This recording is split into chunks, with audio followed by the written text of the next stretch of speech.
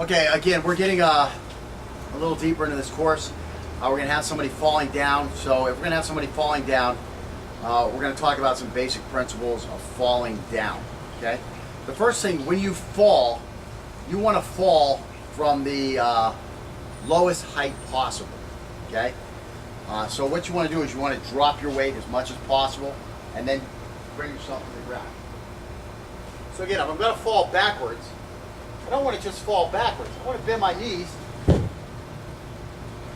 fall from a lower position. Okay? Now you also saw me do a little jiu-jitsu slap there. When you can, you want to land on as much area as possible. So to increase that area, bring your arms into it. Hit with your arms a little bit to absorb some of that impact, and it will make the fall on your back less. You always want to tuck the chin so that the back of the head doesn't hit. Okay? Tuck the chin, protect the back of the head. Again, you start falling, you start bending your knees. Roll a little bit so that you don't hit. And again, how do you practice this? You just start like this here, and you roll backwards.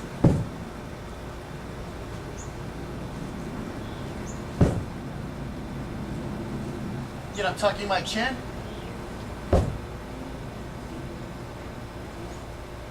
Like that. Again, we also have 2 inches of closed cell foam underneath this little thing here to help absorb that impact until you learn to fall. Again, you know, here on the dirt, I'm going to fall. You know, it can be done on the hard ground. Did it look effective? Did it look like it was a hard fall? So again, you know, you can do this on hard ground. Don't do it on hard ground. Get a mat and practice that. Now again, we're doing that sentry removal stuff when we finish. So the guy, we're going to take him to the ground. So that's why we're saying, make sure you know how to fall. Now again, while you're working with your friend, if somebody starts to fall, do not help them fall. Let them fall. Protect yourself, okay? The person falling, protect yourself. Get to the ground as safely as possible. Again, you know, that little roll back there, try to get low and then fall. Again, from the forward, you start falling forward. Just bring the knees in, try to get as low as you can, and fall forward. Don't intersect the ground with your wrists at a 90-degree angle or anything close. Have them parallel to the ground and slap like this. Let all this area absorb the impact rather than just trying to catch it on your wrists and breaking your wrists or your arm or your elbow. So again, I start falling forward. I'm just going to bend my knees and hit down this way. I want to land on this muscle on my knees on the outside. I just want to fall forward. So again, I get tripped up and falling. That's all I got to do. Get on the outside of the knees, on this muscle area here, and then landing flat on the forearms and come down this way. Now this one, you got to keep the chin up. You don't want to smash your face on the ground. And again, how do you start practicing this? You get on your knees, you go like this, and you just fall forward. At that last second, just push the hands out to absorb that impact. That's all you got to do. So now just start up kneeling. You're squatting. Roll back. Now at the same time you start your impact, that's when you want your hands to stop. Start them up here. Again, where are you going to be when you're fighting? Well, your hands should be up here by your face. Go to that high ready. Now squat. Squat first. Now pull back. Bam. Now when you tuck your chin, that's going to allow your whole back to start arching. And keep everything arched so that you'll roll. Now I don't want you to stop. I just want you to just go back and roll up all the way to your neck. Keep your hands up. That's it. Come back up. Make sure you roll all the way back to your feet if you can. Just stay in that kneeling position, squatting position. All the way back up. There you go. Use your hands a little to get yourself back up. Now try to think like a ball. You're gonna roll all the way up. There you go. Okay, now add that slap. Bam. There it is. If I keep the arms extended a little more, and go ahead. Yeah, you don't have to jump out, just roll out. Okay, now try from standing up. Now, here's the thing. Don't squat until you lose your balance or you're falling backwards. Now squat. Boom, that's it. Now all you gotta do, you got a little dirt in the face here. Yeah. All you gotta do is get that slap a little earlier, you're gonna be good to go. But you basically have the concept. Do 10 of them.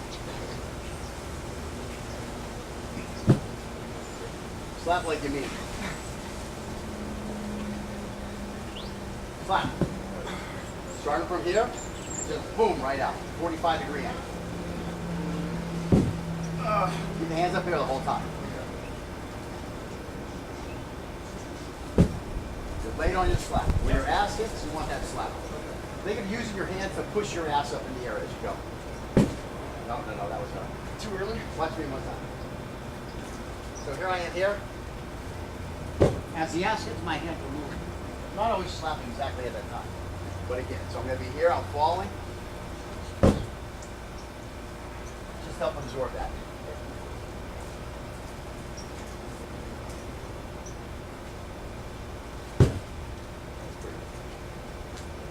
Do about 5 more.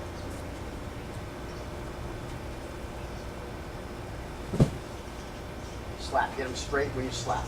So everything's going to come straight, boom, at the time we hit the ground. That's that.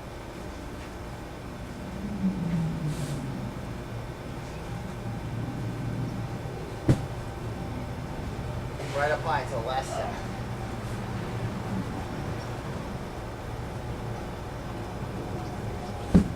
Better?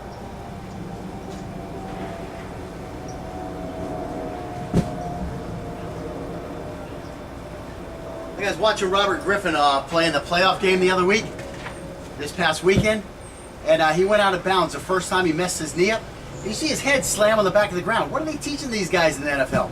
Are they trying to reduce concussions? They teach these guys, when you're falling on your back, tuck your chin. Don't smash your head in the back of the ground. Little lay on slap. Yeah.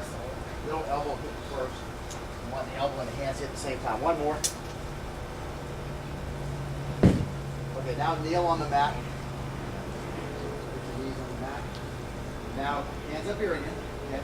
Just fall forward. And boom, just like that. Just slap it good. That's it. Now turn your face to the side when you slap. There it is. Couple more of those.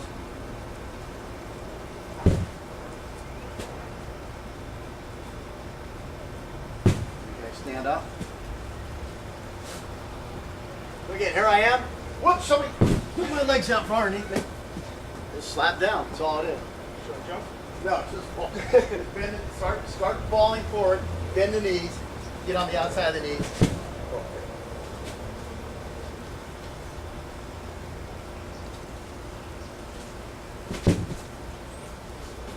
feel like I'm hitting my knees.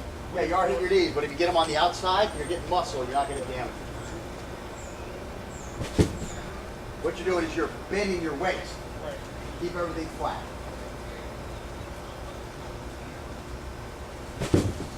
Yeah, you're jamming the knees in here. Watch one time. Let me do one for you. So again, I'm here. I start falling. I'm just going to come here, and I almost push out at that last second to get my my body straighter.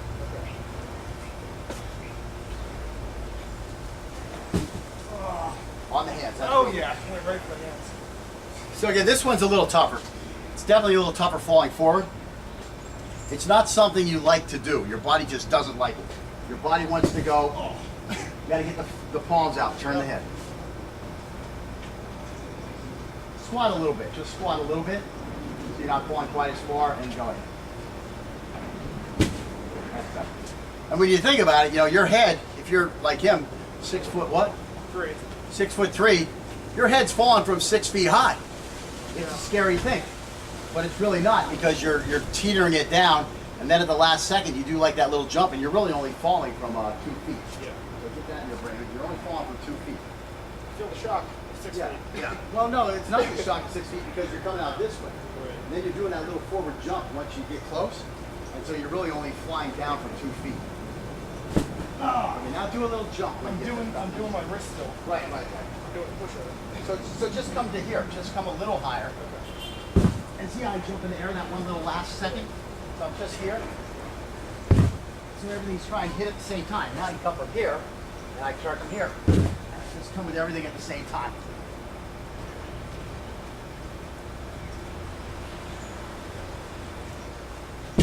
That's what you want. That's better. Yeah. Yeah. You can hear that wasn't as much impact. It was quieter impact.